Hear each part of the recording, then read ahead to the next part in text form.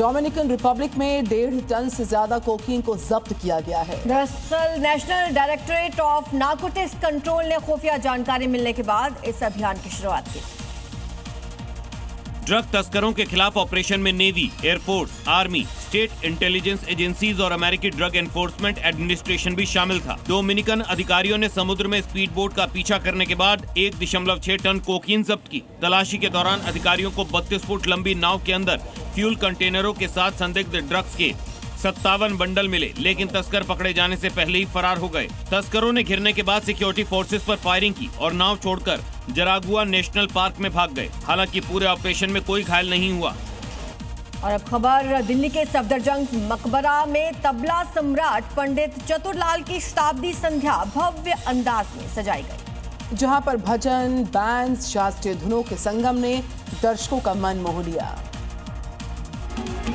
दिल्ली के सफदरजंग मकबरे में पंडित चतुरलाल की शताब्दी समारोह पर सांस्कृतिक संध्या आयोजित की गई, जिसे सुनने के लिए 2000 से ज्यादा दर्शक शामिल हुए। कार्यक्रम की शुरुआत अनूप जलोटा के भजनों के साथ हुई, जबकि मुख्य आकर्षण शिवामणि का बैंड रहा। वहीं तबले पर प्रांशु चरुलाल ने संगत दी।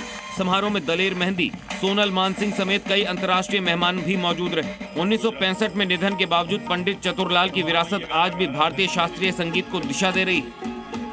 तो IRGC ने ऐलान कर दिया है कि स्ट्रेट ऑफ हॉर्मुज पूरी तरह से बंद रहेगा। बयान के मुताबिक अमेरिका की नौसैनिक नाकेबंदी हटने तक कोई जहाज किसी भी देश का गुजर नहीं सकेगा। ये रूट दुनिया के करीब 20% तेल व्यापार के लिए अहम है। अब इससे वैश्विक आपूर्ति और कीमतों पर बड़ा असर पड़ रहा है। आपको बता दें, मिडिल ईस्ट से ये बड़ी खबर, हॉर्मुज स्ट्रेट को लेकर तनाव एक बार फिर से बढ़ गया है। ईरान ने दावा कर दिया है दरअसल कि उसने स्ट्रेट ऑफ हॉर्मुज को पूरी तरह से बंद कर दिया है। ईरान की रेवोल्यूशनरी गार्ड IRGC जहाजों को VHF संदेश जारी कर रही है कि किसी भी देश का कोई भी जहाज अब इस रास्ते से नहीं गुजर सकता।